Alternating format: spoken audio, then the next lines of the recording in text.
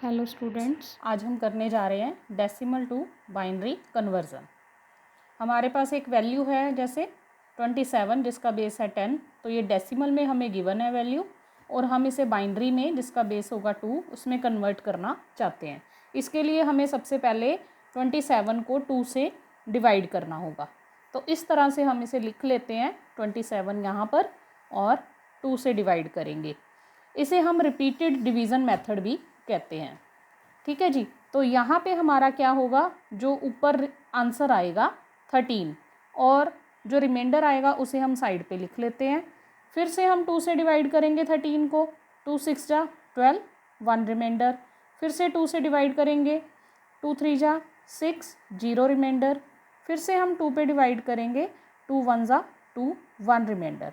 और जब तक 1 नहीं आ जाता लास्ट पे हमारा 1 या 0, तब तक ये चलता रहेगा। इसके बाद जब हमारा आंसर आएगा तो यहाँ से शुरू करेंगे और ऊपर की तरफ जाएंगे। This is our most significant bit and this is our least significant bit.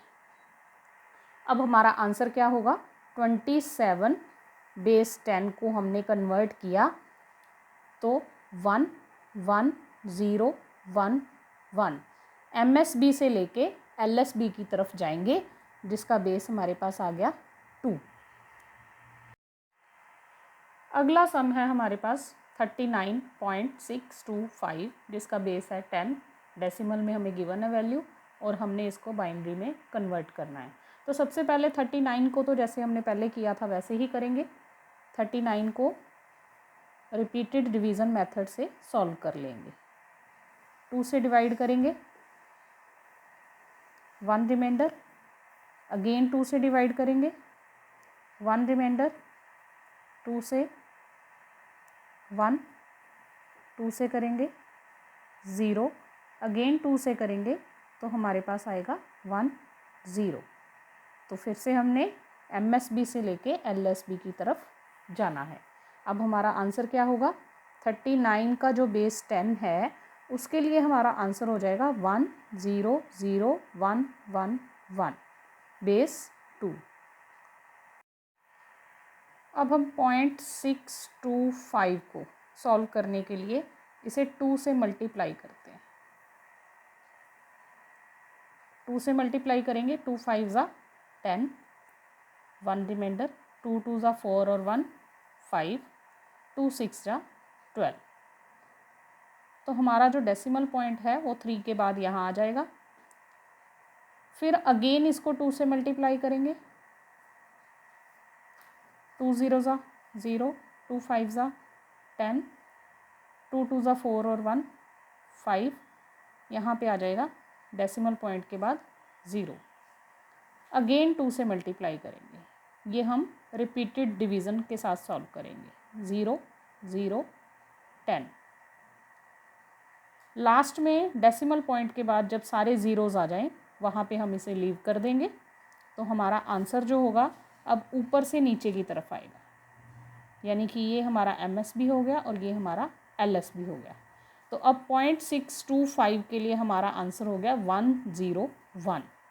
तो अब हम कंप्लीट आंसर अपना लिख सकते हैं। 39.625 बेस 10 का आंसर होगा, सबसे पहले 39 का आंसर 1 0 0 1 1 1 पॉइंट, उसके बाद 0.625 ऊपर से शुरू करेंगे 1 0 1 जिसका बेस हो गया 2। हमारे पास है वैल्यू 42। 42 को पहले हम बाइनरी में कन्वर्ट करेंगे। 42 2 से डिवाइड करेंगे, 2 2 जा 4, 2 1 जा 2, रिमाइंडर 0। अगेन 2 से डिवाइड,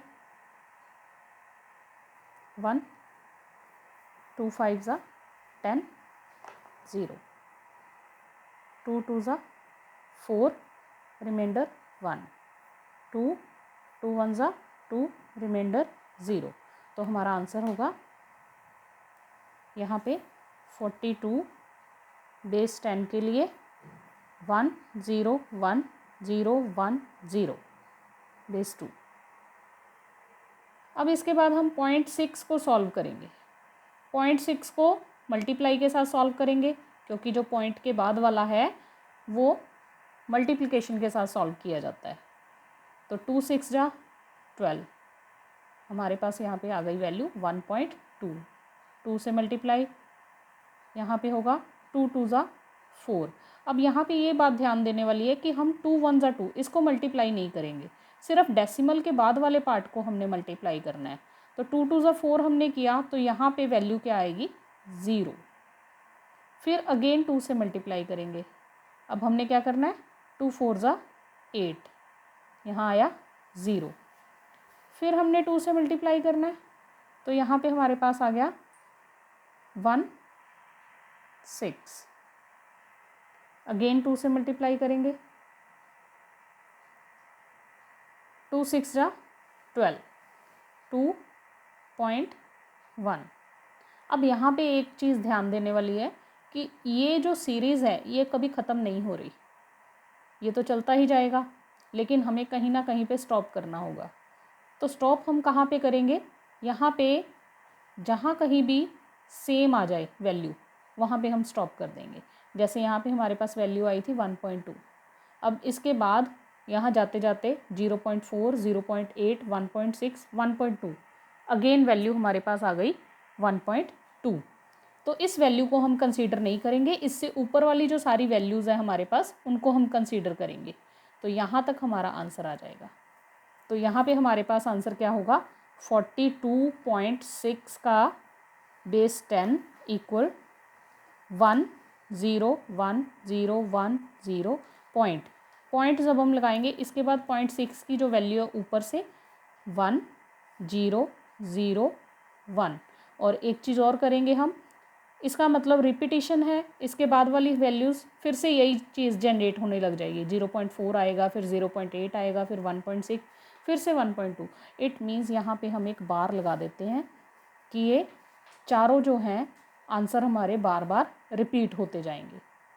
तो ये हमारा हो जाएगा आंसर यहाँ पे।